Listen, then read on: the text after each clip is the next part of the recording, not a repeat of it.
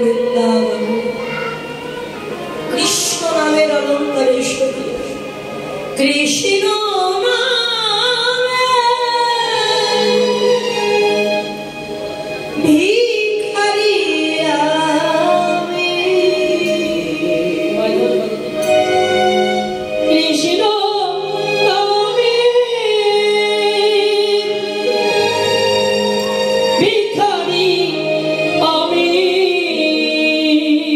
Krishna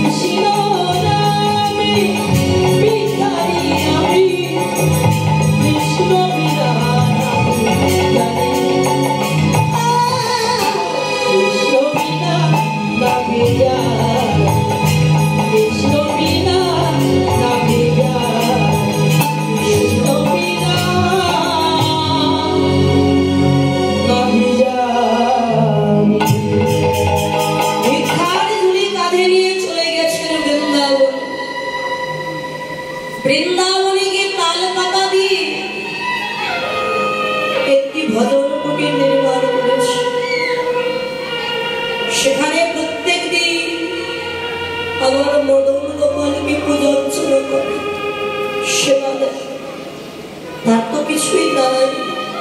তাই প্রত্যেক দিন বৃন্দাবনে ভিক্ষা করতে যায়। বৃন্দাবনে তো চাল ভিক্ষা হয়, আটা ভিক্ষা হয়। আটা ভিক্ষা করে নিয়ে জল দিয়ে কোন রকমে মাখিয়ে রুটি তৈরি করছি। রুটি ছেঁকবে সেই পাত্রটা তার ছিল এত দরিদ্র। সে আগুনে জ্বালিয়ে রুটির এপাশ দেয় তো পুড়ে কালো হয়ে যায়, ওপাশ দেয় তো পুড়ে কালো হয়ে। বাগান থেকে লতা পাতা তুলে এনে শাক তৈরি করেছি। শাকে যে লবণ দেবে সেই অর্থ তার ছিল। প্রত্যেক দিন পোড়া রুটি আর লবণবিহীন শাক আমার মদন গোপাল কৃষ্ণ। একদিন যায়, দুদিন যায়, 1 মাস 2 মাস, বেশ কিছু মাস এমনি ভাবে চলে গেল। আজকে রাত্রেবেলা মদন গোপালকে সেবা দিয়ে সনাতন গোস্বামী ঘুমিয়ে আছে। মধ্যরাত্রে স্বয়ং মদন গোপাল এসে দাঁড়িয়েছে। সনাতন, ও সনাতন, ঘুমিয়ে আছো, ওঠো, দেখো আমি এসেছি, একবার ওঠো। কে কে তুমি? আমার নাম ধরে ডাকছো, আমায় চিনতে পারছো না সনাতন? আমি যে তোমার মদন গোপাল। মদন গোপাল, তুমি এসেছো, এসেছো দয়াময়, কি সৌভাগ্য আমার। এতদিন পরে তুমি নিজ করে কৃপা করে দেখা দিয়েছো। সনাতন, আমি তোমাকে একটি কথা বলতে এসেছি। বলো, কি কথা বলবে? তুমি আমায় প্রত্যেকদিন পোড়া রুটি আর লবণবিহীন শাক সেবা দাও। পোড়া রুটি দিচ্ছ, দাও, দুঃখ না,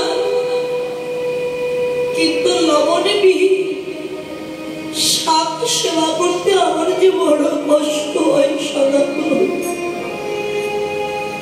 কাল থেকে যখন সেবা দেবে, যদি পারো শাকে একটুখানি লবণ দিয়েও তুমি সেবা দেবে।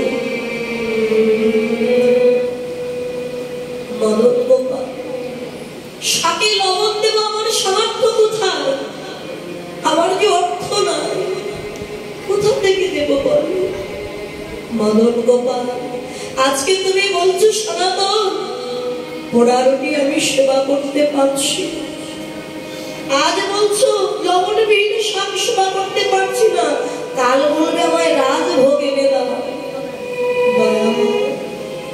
তোমার যদি এত ভালোভাবে সেবা করবার ইচ্ছে ছিল,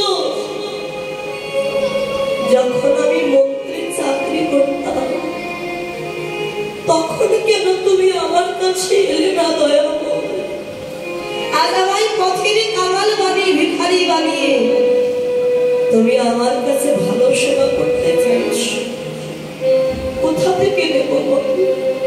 আমার যে দেওয়ার মতো আর কিছুই তবে আমি চাই না প্রভু আমার জন্য তুমি কষ্ট পাও।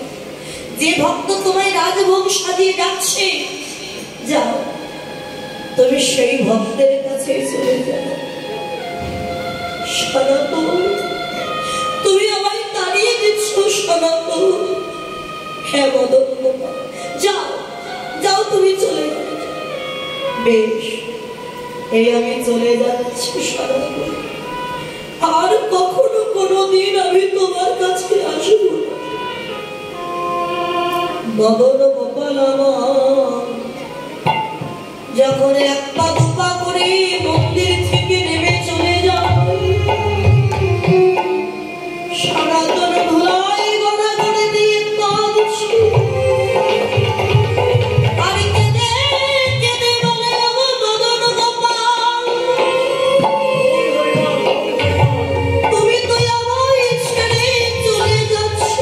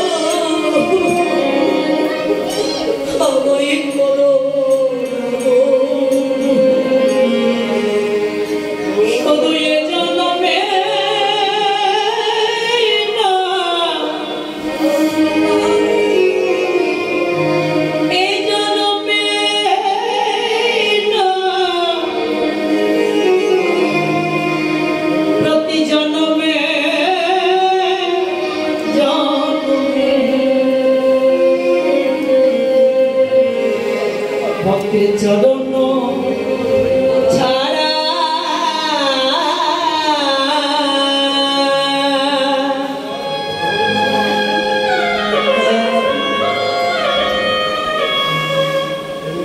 আমায় করো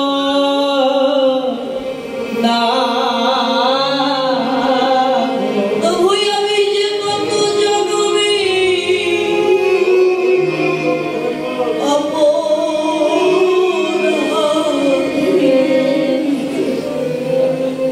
ভক্তের চরণ ছাড়া আমায় করো না।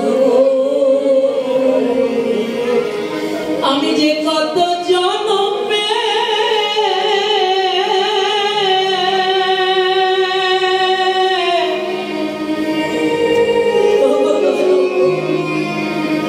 আমি কত জন্মে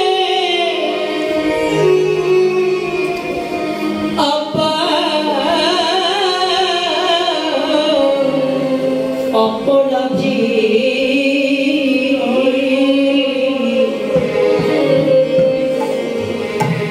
ভক্তের চরণ ছাড়া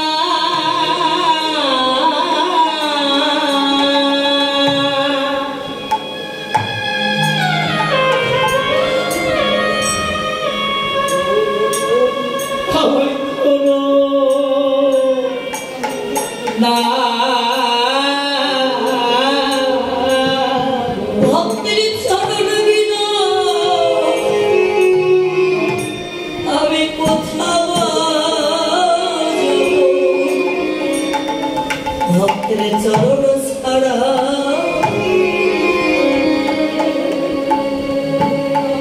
আমায় করো না। ভক্তির চরণ বিনা চরণ বিনা আমি কোথাও যাব। আমি কোথাও যাব।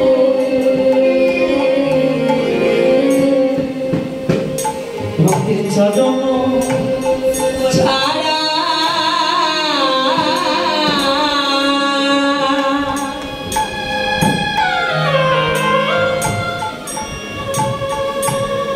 আমি কোথাও যাব। সনাতন যখন ধুলাই গড়াগড়ি দিয়ে কাঁদছি, মদন গোপালের যেতে পারলেন না। সনাতনকে ডেকে বললেন, সনাতন রে, তুই অমন করে আর কাঁদিস না। তোর নয়ন জল যে আমায় যেতে দিচ্ছে না। তুই তো আমার চরণ চাইলি না, চাইলি আমার ভক্তের চরণ। এ জগতে যে একবার আমার ভক্তের চরণ চাই, আমি কি তাকে ছেড়ে কোনদিন যেতে পারি? আমি যে তোর কাছে জনমের মতো বাধা পড়ে গেলাম, কেন এমন করে ধোঁয়ায় পড়ে আছি? একবারই আয় ভক্ত আমার হৃদয়ে অপরে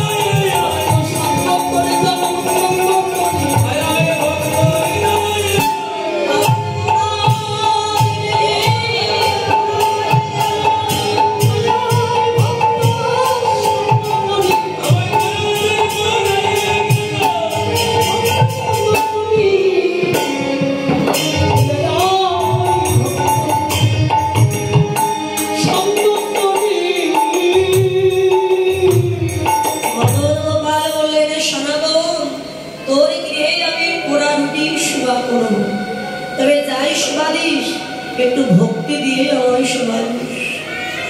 ভগবান কি সেবা করি? দশা বলে না, আগে ভক্তির ভক্তি। আপনি মন্দিরে 10টা নাড়ু দিয়ে আসবেন, পরদিন সকালবেলা গিয়ে দেখবেন ওই 10টা নাড়ু ওই পাত্রেই পড়ে আছে। সেবা করলেন কি না ভক্তির প্রেম আর ভক্তি। গীতায় বললেন পত্রাং পুষ্পং ফলং তয়ং যো মে ভক্তা প্রযচ্ছতি। যদি কোনো ভক্ত আমাকে একটি পত্র অর্থাৎ পাতা দান করে, 1 গ্লাস জল দান করে, একটি ফল দান করে, আমি সেটা গ্রহণ করি, কিন্তু সেবা করি। সেবা করি কখন? যখন সে মন তুলসী আর নয়ন গঙ্গার জল দিয়ে কেঁদে বলে দয়া আমার দেওয়ার মতো কিছু না, তুমি আমায় যা দিয়েছো আমি তোমায় তাই দিলাম, তুমি নিজ গুণে সেবা করো। সেই প্রসাদী ভগবান সেবা করে।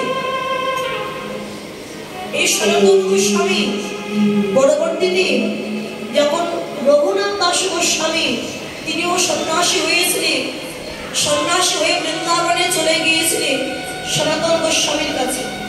তবে সনাতনের যে ভজন কুটির, তার তো একটা কুটির ছিল, আর রঘুনাথ দাসের এমন সাধন ভজন একটা ভজন কুটিরও তিনি নির্মাণ করেন। সনাতন গোস্বামী বলেছিলেন রঘুনাথ তুমি একটা ভজন কুটির নির্মাণ করে সেখানে বসে ভজন সাধন করো। রঘুনাথ বলেছিলেন না, আমি কুটির নির্মাণ করবো। কেন জানো? একটা ঘর বাঁধতে যদি 10 দিন দেরি হয়, ছেড়ে তো যেতে হবে একদিন ওই ঘর ছেড়ে। 10 দিন ঘরের পিছনে কাজ না করে ওই 10 দিন যদি আমি কৃষ্ণ ভজন করি, আমার তো কিঞ্চিত কৃপা হলেও হবে। রঘুনাথ দাস একদিন রাধাকুণ্ডের তীরে বসে তপস্যায় মগ্ন, নয়ন মুদ্রিত করে আছে।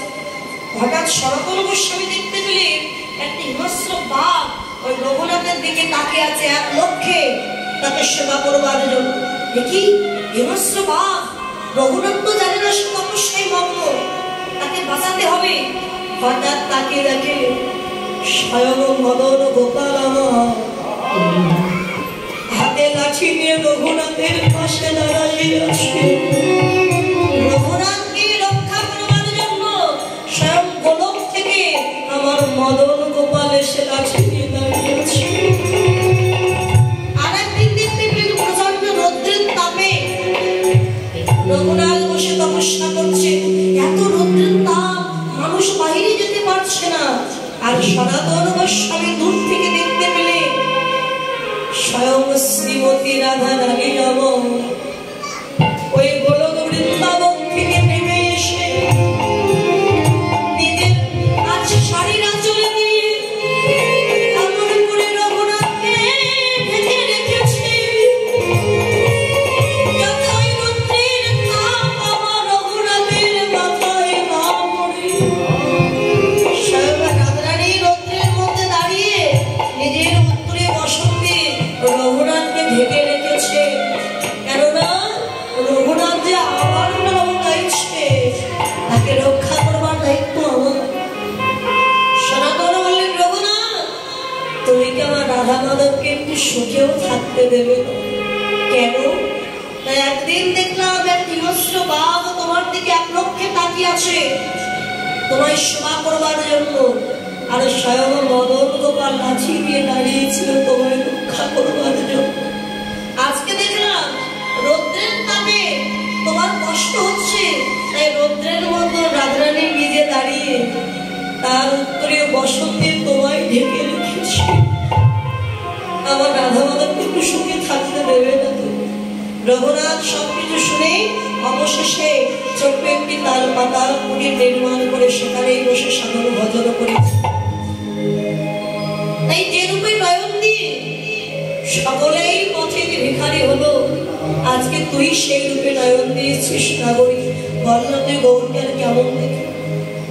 নাগরী মনে হয় গৌরকে সোন কুসুমের সঙ্গে তুলনা করতে হবে। সোন কুসুম অর্থাৎ রক্ত উৎপল কোমল লাল শাপলা ফুল দেখেছেন না বাবা আপনারা? সাদা শাপলা ফুল সব জায়গায় দেখা যায়, তবে লালটা একটু কম দেখা যায়। এই লাল শাপলা ফুলকে ব্রজবুলি ভাষায় বলা হয় সৌর কুসুম। এই লাল শাপলা ফুলের সাথে গৌরহরি রূপের তুলনা হতে পারে না রে না, তুলনা হবে। তবে কার সঙ্গে তুলনা হতে পারে? ওই প্রাতর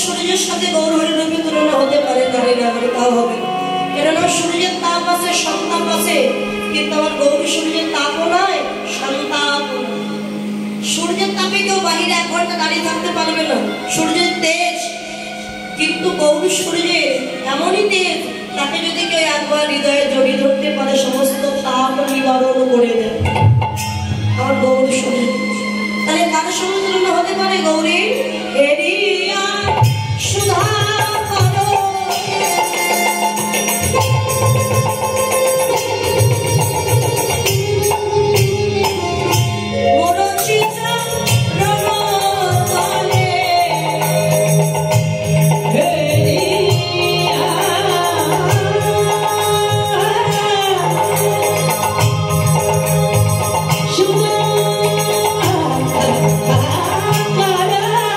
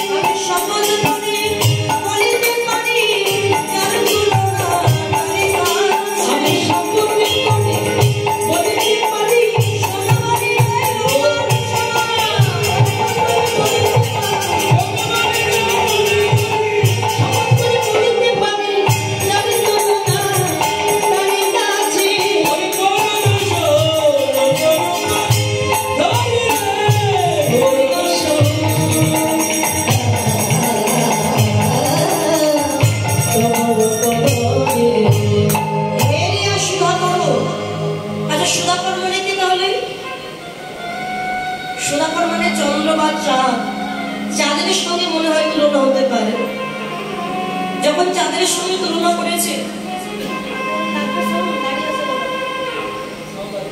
ঠিক আছে দাদা, আল্লাহ চাঁদের সঙ্গে তুলনা করলেন মহাজন, নারী না করে চাঁদের সঙ্গে তুলনা হবে কেন জানিস? চাঁদের ক্ষয় আছে, বৃত্তি আছে, পক্ষ পক্ষী আছে, অমাবস্য পূর্ণিমা আছে, কিন্তু গৌর চাঁদের কোনো ক্ষয় নেই। বাবা চাঁদের পক্ষ কয়টা? আমরা পড়েছি একে চন্দ্র, দুইয়ে পক্ষ। পক্ষ দুইটা কি দেখেছেন? বলে কন্যা পক্ষ একটা, বর পক্ষ একটা না, শুক্লা পক্ষ একটা আর কৃষ্ণ পক্ষ একটা।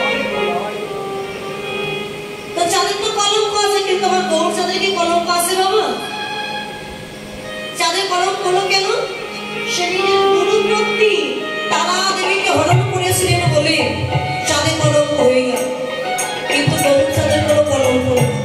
চাঁদ যখন আকাশে উদয় হয় বাবা, তার কিরণ রশ্মি দিয়ে সমস্ত অন্ধকারকে নাশ করে দেয়, কিন্তু মনের অন্ধকার, বনের অন্ধকার আর ঘরের কোণের অন্ধকার কোনোদিন নাশ করতে পারে।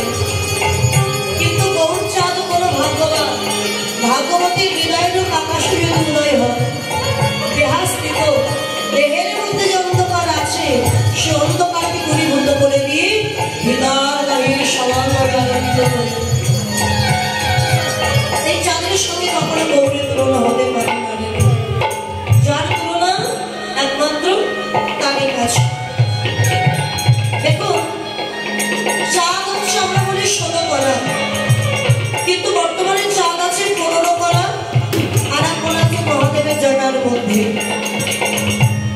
বর্তমানে 15 কলা আছে আকাশে, কিন্তু গৌর চাঁদ হচ্ছে 16 কলায় পরিপূর্ণ।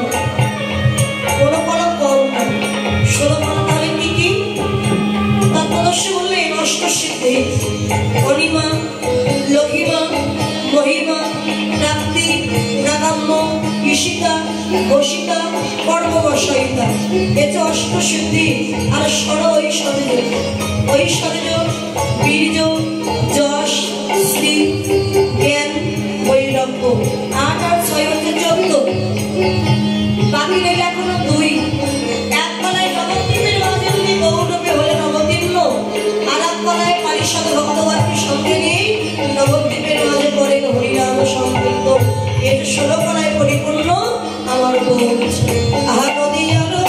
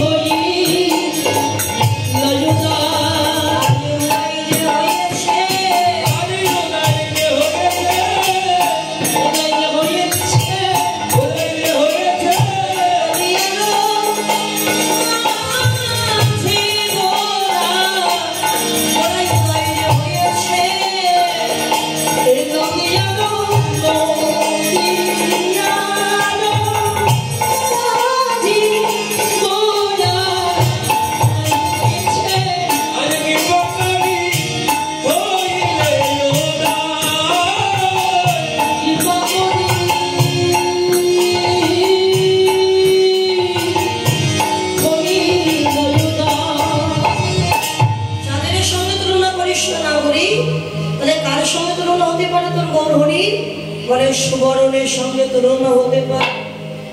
এই কাঞ্চনা, সুবরণ মানে কি? সোনা। যেই বললেন সোনার সঙ্গে তুলনা হতে পারে, বিষ্ণুপ্রিয়া বলছে না রে কাঞ্চনা, সোনার সঙ্গে কোনোদিন তুলনা করিস। কেন? সোনার তো অনেক দাম, একটা মূল্যবান ধাতু, সোনার সঙ্গে তুলনা হবে না। জানিস না করি, সোনায় খাদ আছে, খাদ না হলে কখনো অলঙ্কার বানানো যায়। কিন্তু আমার গৌর সোনায় কোনো খাদ না, আমার গৌর হচ্ছে খাঁটি সোনা। বাদ থেকে জগতের স্বর্ণ অলঙ্কার যদি কেউ পরিধান করে কোথাও যায়, তার প্রতি লক্ষ্য থাকবে চোর ডাকাতের ছিনতাইকারী। কেননা এত স্বর্ণ অলঙ্কার করে রাস্তা দিয়ে গেলে চোর সবসময় চিন্তা করবে ওকে একা পেলে ওকে হত্যা করে সবকিছু কেড়ে নেবে। সোনা পড়লে প্রাণের ভয় আছে, কিন্তু তুলসীর মালা গলায় দিয়ে হাতে জপের মালা পরে, হাতে জপের মালা নিয়ে যদি রাস্তা দিয়ে কৃষ্ণ নাম গাইতে গাইতে কেউ যায়, তার প্রতি লক্ষ্য থাকবে স্বয়ং ভগবানের, কোনো চোর ডাকাতের লক্ষ্য থাকবে। কেননা চোর ডাকাত দেখেও বলবে ওর তো কিছুই না, ওকে ধরলে কিছুই পাবো। যে সোনা পড়েছে তার প্রাণের ভয় আছে, একা যেতে পারবে না কোথাও। কিন্তু তুলসীর মালা পরে সারা রাত ঘুরে বেড়ান, কোনো ভয় নেই। স্বর্ণালঙ্কার পরিধান করলে মানুষের অহংকার বেড়ে যায় যে আমার 5 ভরি কি 10 ভরি সোনা আছে। কিন্তু যদি কেউ তুলসীর মালা কঞ্চে ধারণ করে, মান অভিমান হলো দূরে চলে যায়। তুলসীর মালা পড়লে অনেক কাছে উপহাস করে, ক্রিটিসাইজ করে, ঠাট্টা করে, করে না? কেউ তুলসীর মালা পড়লে পাশে করে দিদি দেখি বলে, ও দিদি,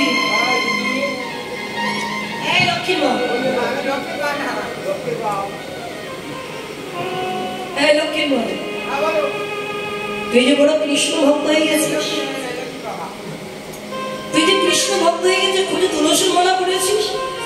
কোনো মা যদি একটু নিরামিষ খায়, মালা জপ করে, পাশের বাড়ি দিদি দেখে বলে, হ্যাঁ দিদি, স্বামীকে দেখে জানো ওই পাশের বাড়ি ওই শ্যামলী বৌদি বড় ভক্ত হয়ে গেছে গো, তুলসীর মালা পড়েছে, মালা জপ করছে, আপনাকে নিয়ে যত সমালোচনা শুরু হয়ে যাবে, কিন্তু আপনি কৃষ্ণ ভজন করবেন না, আপনাকে নিয়ে কোনো সমালোচনা হবে না। বাবা, শাস্ত্রে বলতে ঘরে ঘরে গীতা পাঠ, তার ফল কেন ফলে না? একটি দেশের কাঠির বাড়িতে আগুন কেন জ্বলে না? দেশে এত কীর্তন হচ্ছে, ভগবত পাঠ হচ্ছে, হরিবাসর হচ্ছে, কলিযুগে তো মঙ্গল হচ্ছে না। আগে জেলায় একটা করে কীর্তন হতো, আর এখন প্রত্যেক জেলায় 5-6টা করে কীর্তন হচ্ছে। এত কীর্তন কিন্তু জীবের মঙ্গল হচ্ছে না কেন? বলে হচ্ছে না একটি মাত্র কারণে, আমাদের ভক্তির অভাব। যেমন একটা বাবা ম্যাচ, সবাই তো ম্যাচ চেনে, একটা কাঠি দিয়ে যদি বারবার ম্যাচ আপনি ঘর্ষণ করে, আগুন জ্বলবে। কেন? যতক্ষণ কাঠির মাথায় মশলা না দেবেন, ঘর্ষণ দিলেও আগুন জ্বলবে। আগে মশলা প্রয়োজন। এই হরিনাম কীর্তন শ্রবণ করছি আমরা, আমাদের ভক্তির অভাব বলে আমাদের এগুলো হচ্ছে। পাশের বাড়ি কীর্তন হচ্ছে কিংবা ভাত পাঠ হচ্ছে, তো ওই বাড়ির কাকিমা আর 2 বাড়ি করে গিয়ে বলছে, বৌমা শোন বৌমা, আজকে সন্ধ্যাবেলা আমার বাড়িতে ভাগবত পাঠ আছে, ভালো পাঠক আসবে, তুই যাস না? যাবি তো? এখন গেল না বৌমা, পরদিন ওই পাশের বাড়ি কাকিমা গিয়ে বলছে, বৌমা মারে তোকে এতবার করে বললাম ভাগবত পাঠ আছে, যাস যাস, তা গেলি না কেন? বৌমা কি বলতে জানে? কাকিমা মন দিয়ে চাই, কিন্তু কি করে যায় বলো? যাবে না কেন? ওই সময়টা টিকটক করবে, ফেসবুক দেখবে। এই যেমন হ্যাঁ, কীর্তন গাচ্ছে, বাজাতে গেলে তার মধ্যে একটু ফেসবুক দেখে দিচ্ছে। ভক্তির অভাব, এই জন্য তো মঙ্গল হচ্ছে না। দেখবেন এই যে তুলসীর মালা, এই তুলসীর মালা যে আমরা পড়ি, এর লাভটা কি? মীরাবাইয়ের কথা তো আপনারা সবাই শুনেছেন, সাধিকা, রাজস্থানের মীরাবাই। এই মীরাবাই ছিলেন শ্রেষ্ঠ ভজন সাধিকা। মীরাবাই তিনি লিখলেন কি? तुलसी पूजित हरि मिले तो पूजी को एक झाग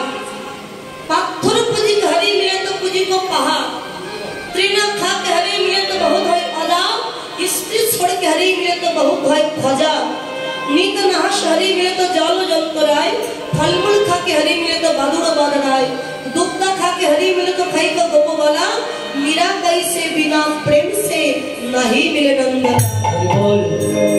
তিনি বললেন তুলসীর গাছ পূজা করলে যদি ভগবান পাওয়া যায়, আমি তুলসীর গাছ পূজা না করে সারা জীবন গলায় বেঁধে রাখবো তুলসীর গাছ, দেখি ভগবান আসবে।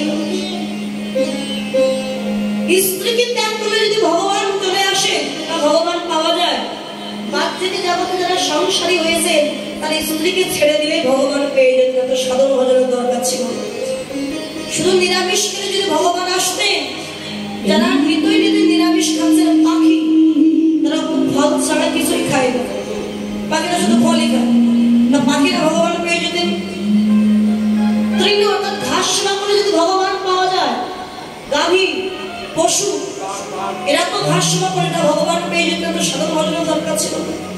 অবশেষে মীরাবাই বললেন, শোনো, তুমি তুলসীর মালা গলায় দেবে, কিন্তু কোনোদিন কৃষ্ণ ভজন করবে না, সাধু সঙ্গ করবে না, হরিনাম করবে না, মন্দিরে যাবে না, শুধু তুলসীর মালা পরে রাখবে, আর কিছু করবে না। নাকি ভগবান পাবে? পাবে। নিরামিষ সারা জীবন নিরামিষ খেলাম, কিন্তু কোনো মন্দিরে গেলাম না, কৃষ্ণ ভজন করলাম না, কৃষ্ণ বলে কাঁদলাম না, শুধু নিরামিষ খেলাম না কেন? বলে শোনো, নিরামিষ খাও বা তুলসী গাছ পূজা করো বা পাথর পূজা করো বা স্ত্রীকে ত্যাগ করো, যাই করো না কেন, সাধন ভজনটা রাখতে হবে। বিনা প্রেম সে নাহি মিলে নন্দলাল, প্রেম ছাড়া ভক্তি ছাড়া কখনো তার কৃপা পাওয়া যাবে। তুলসীর মালা পরে শুধু ভগবান পাওয়া যাবে না।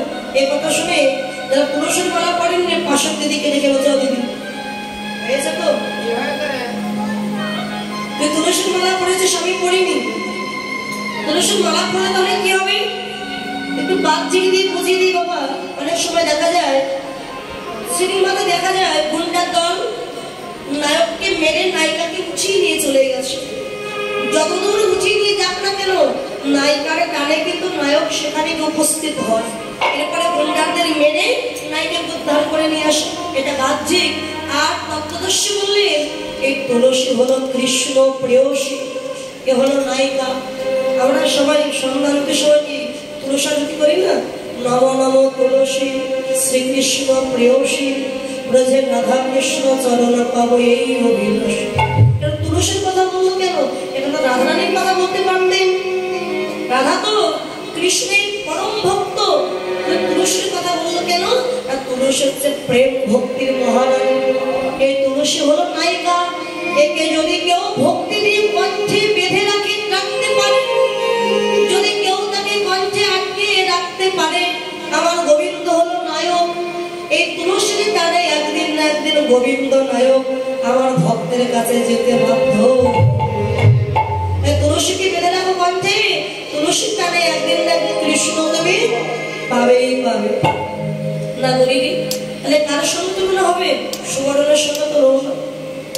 সুবর্ণ বারণ হেরি নিজ কুমার, সুবর্ণ বারণ হেরি নিজ কুমার, সুবর্ণ বারণ হেরি নিজ কুমার, মানিয়া নমস্কারে আর মানিয়া নমস্কারে, মানিয়া নমস্কারে।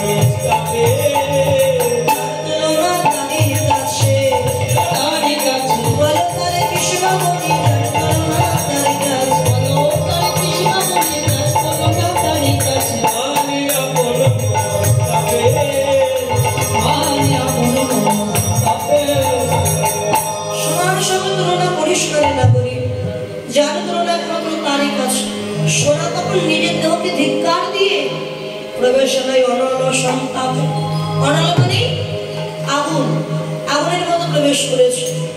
ওমা তুলসীদাস বললে, সদগুরু পাওয়ে ভেদ বাতাওয়ে জ্ঞান করত উপদেশ, কৈলাক মহিলা ছড়ে